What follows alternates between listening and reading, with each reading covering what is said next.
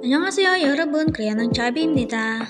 So today, Sunday is pamper day.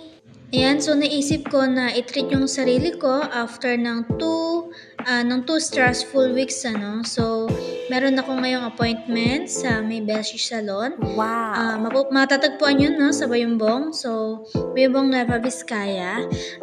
Na-treat yung sarili ko kasi, syempre, di ba, tayo mga babae, may mga times na, di ba, ayaw natin na-stress. So, ito yung pambawi natin ng stress. At nakakatawa nga dyan sa tricycle driver na nasakyan ko. Kasi, alam niyo yun, traffic siya. Tapos, daldal siya ng daldal, dakdak siya ng dakdak.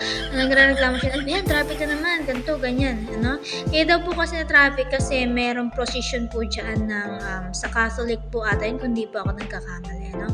So, ayun. So, wala akong magagawa kundi maglakad ng kaunti. Siguro mga kaunti na yun mga 5 minutes, ano, papunta sa my Beshi Salon. Kasi kailangan kong umabot ng 1 p.m. ano. So, yun na nga, after 5 minutes, nakita natin yung Beshi Salon. At syempre, pumasok ako at hinanap ko na agad yung sa buhok and yung sa eyelashes. So, uunahin daw muna nila yung buhok ko for a band. So, yun, nakita nyo, no? Nagre-repair sila ng kanilang salon. And yun, so, si ate, susukatin yung buhok ko no, kung gaano na ba siya kahaba. Ano bang pangalan niya po, sir? Ma'am pala, sorry. Stephanie! Stephanie. Si Ma'am Stephanie po. Ayan nga, so after ng pakikipagtsikahan kay Ma'am Stephanie, ano, ni-start na nila akong medyo kupitan mo ng konti kasi napakadaming split end. So, yun know, kumukha ko si Iko kumasumnida. Ano yun sa Korean? Ayan, tignan nyo naman ako para akong timang, diba? So, habang ina-applyan nga nila ako ng pangparebando, no, yung gamot. So, yun nga, sinasabi ko sa inyo, may parada ng sa Catholic.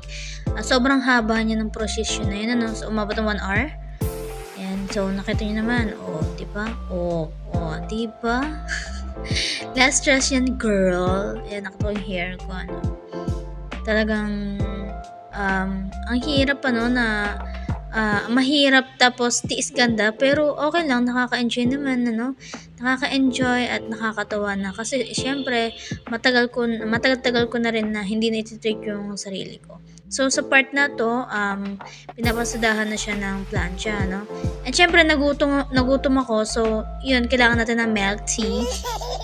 And ayan, so yun yung unang plancha natin, ano, may susunod pa yan mamaya. So yan, no, filingera yung mataba dyan.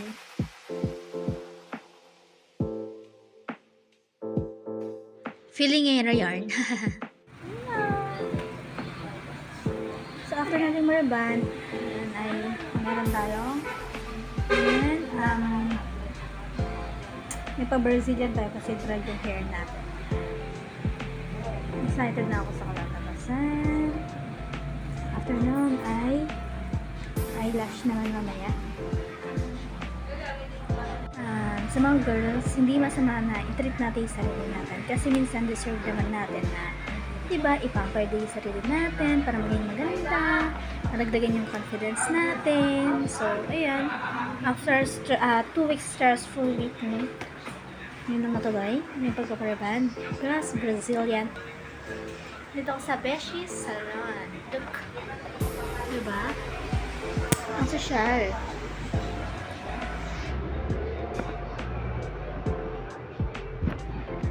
Antayin niyo mamaya yung result. Kakain po muna ako for the meantime. Ayan, kung mapapansin nyo, nakapikit ako kasi napakaanghang sa mata, umiiyak na ako. Ayan, so after ng sariband, yung sa eyelash extension ko naman, sobrang nakakaiyak kasi bawal siyang mamulat, so hindi ko siya na-videohan. So after 5 to 6 hours, malapit yun na akong makita. Excited na ba kayo? So, eto na ako. Tanan! Diba? Pak! Mukha kang bakla dyan, girl. Yan, so thank you sa panonood. Kamsahamnida!